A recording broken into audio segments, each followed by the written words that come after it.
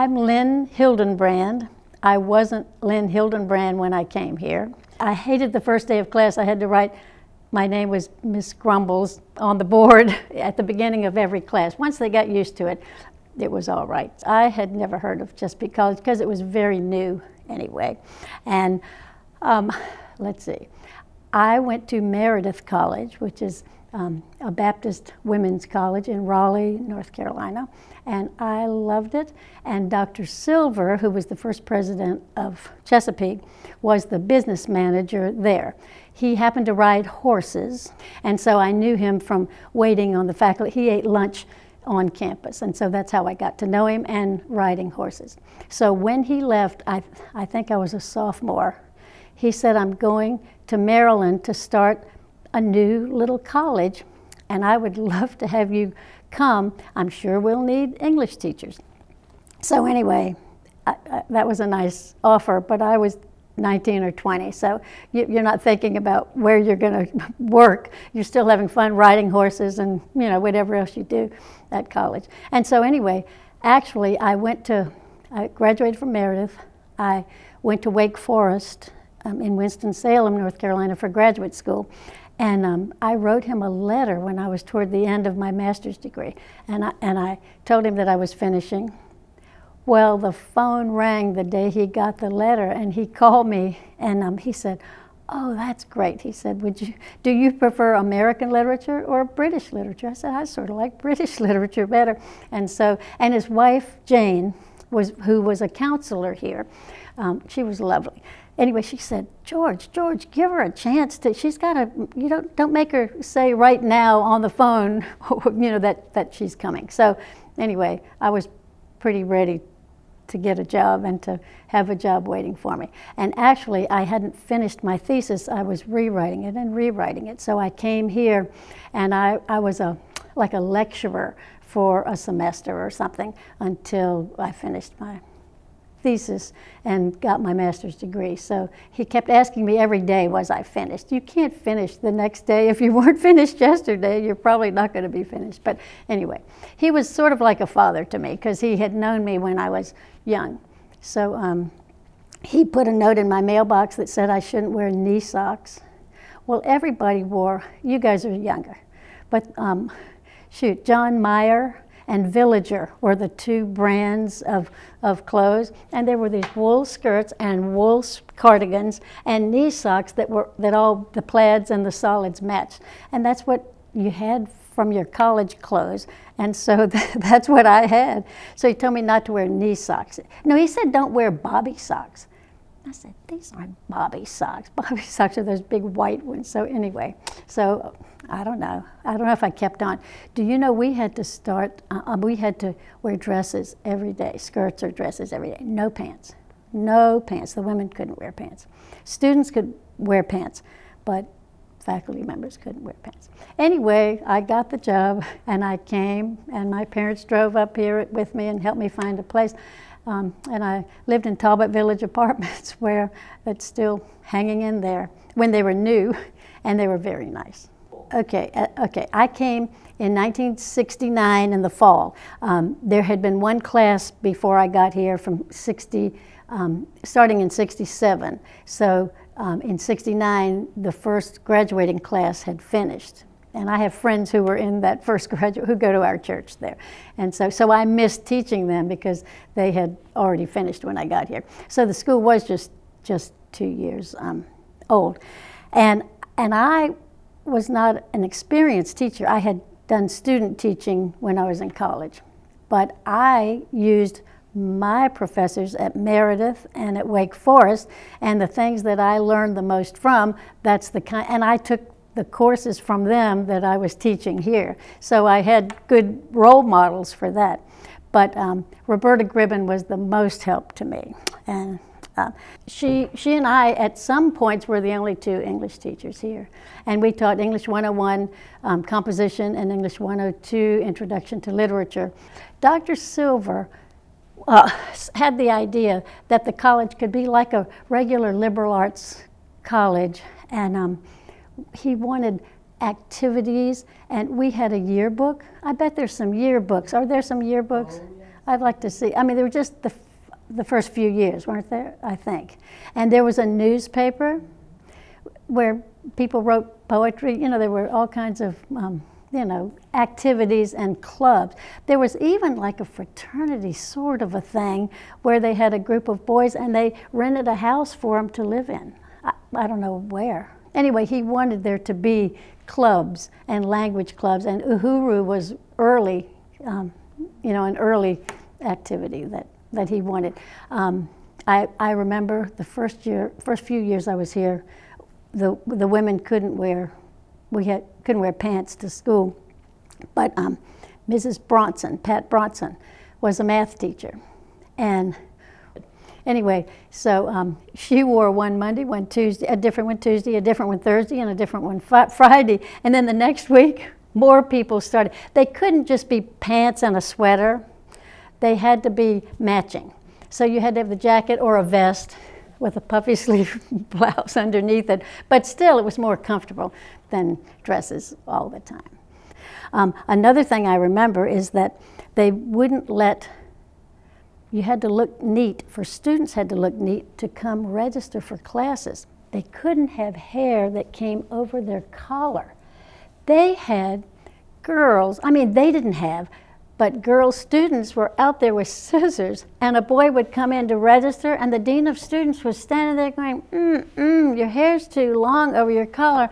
And he would just turn around and come back out. There was a fountain in the middle of the quad, and there was a little brick wall around. And he would sit on the brick wall, and the girl would just trim he said, just do as little as you can, just do as little. And he'd go back in, and sometimes have to come out 2 or 3 times for them to get a little bit more. But that's the kind of, you know, school they wanted it to be. In the early years, Dr. Silver encouraged all the faculty members to go to athletic events and all kinds of social events. And so, if we could, we did. But we went to wrestling matches, and we went to basketball games, and we went to baseball games, and we did as much as we could. And I was single, and I guess that was my social life. I even went camping with some team. I guess it was a phys ed, I don't know. Anyway, I went one time on a camping trip. But he encouraged us to do things to build the camaraderie between the students and the faculty. Also, it was so much smaller. When I looked online yesterday or day before at all the staff, I mean, there's an assistant this and assistant that and an associate assistant and assistant associate, you know, for the same thing, you know. And I said, we had one person, you know, who did all those things, but there weren't that many people, I guess. And anyway, it was smaller, and the staff and the faculty were closer. And the faculty meetings we just sat around a table just like this in the boardroom, I guess. It was upstairs in the main room. But that's how close it was. And they were our only friends. Well, they were my only friends because I didn't know anybody when I came here. So all of my friends were just teachers at Chesapeake. Many of the students told me that they never intended to go to college. And they never even dreamed of going to college because they were far away and they hadn't left home. And so, but to tell you the truth, the longer I stayed here, the less prepared the students were who came. So it seemed that they were just bright students who hadn't planned to go to college, and then when this college came, they were happy to come. But the students seemed to be good. You know, there weren't too many technical programs here. It was mostly just gen ed. And so, you know, we had psychology and sociology and American history and world history and geography. But I remember the students as being, I might have been a little surprised at the grammar and the writing. There were some Eastern Shoreisms that showed up in some of the writing, you know, that and people said radio instead of radio. You know, they say radio. Have you ever heard people say radio? And radiators for the radiators. So, I mean, there were some different sounds that sounded different to me. But I think the early students were good. were pretty good, yeah. But yeah, but I loved it at the beginning. The grading of the papers was really what did me in. You know? One of the semesters they gave me 5 of English 101 because they thought as a new teacher I wouldn't want to prepare different courses. Oh my heavens. The first one was a little rough. The second one was better. The third one was the best. The fourth one, I could barely get the words out to have to do it again, you know. So that was hard to do. And then a couple of semesters we had to teach 6 courses each, but not with extra money. You know, the college was not doing too well. That's a lot of English papers to grade. Maybe the best students were young mothers whose children started school and they were free to take classes and all, because we didn't have a whole lot of night things at the beginning. We just had mostly day classes, and then they added, everybody had to teach 1 night class. So, but yes, they did go on. And I'll tell you what, I've seen my students in the dentist's office, in the doctor's office, even recently when I've gone to the hospital for surgeries and things like that. The nurses, you were my English teacher. Or I go to, you know, a doctor and the nurse in the office helping, she said, you were my English teacher. People in my church said, you were my English teacher. Well, you can't remember everybody, you know, you can't, if you haven't seen them from there. But I have, so, I mean, they all had good professions and good careers. And I was 36 years straight, and then I did adjunct for 2 or 3 years after that. I'll tell you, here's one more story, and this is how I feel. My dad was in the Army, and we moved, and we happened to be at Fort Bragg, North Carolina when I went to college, and that's why I was at Meredith and Wake Forest, because they were in North Carolina. And we moved all over the place, and I went to like 14 different schools. On my 48th birthday, we were having a faculty assembly, and it hit me that I came here when I was 24. I was 48 that day. I had been at one school for half of my life. Yeah. So this was everything. My whole adult life. I never lived anywhere else. Oh, Liberia. But we were glad to get home from Liberia. But we couldn't have gone to Liberia if Chesapeake hadn't given us the half pay for a whole year. And guess what? In Liberia, there's nowhere to spend any money anyway. So we didn't need more than a half pay. Yep. So that's good. I mean, that's all I can think of. And so I think Chesapeake has been good for mothers who can go back and be close to home while their children, you know, go back to school. And for those who get homesick and go far away. But even for anybody, it's the smart thing to do because you can see what your interests are close to home before you waste a lot of money trying different places. But I think it's a perfect, you know, it's a perfect location for all the counties. And I don't know, I think it's been a lifesaver for a lot of people, and it's changed the lives of many people who really had no plans or no goals or no, you know, aspirations. So, yep. They have more technical things now than they used to, don't they? And computer, you know, what's it called, IT? I don't even know, AI and IT, SOS, anyway, all of those. But I think that we need technical things and career where students can finish their studies here and go straight into a career. But for the first 2 years of a transfer program, I think it's wonderful too. So I guess you just see what the need is and what programs students are interested in. Boy, the truck driver, you see the trucks all over the place. How many trucks are there?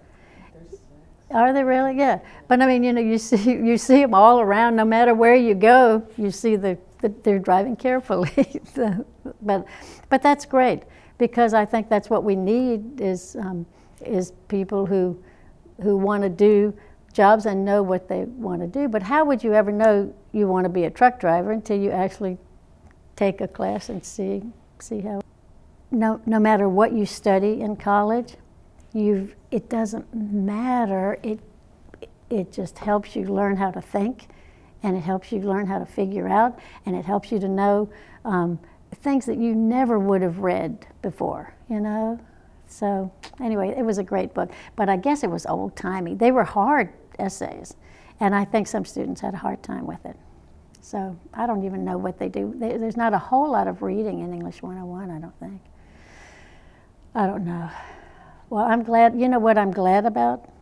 That I don't have to do where they turn their papers in online.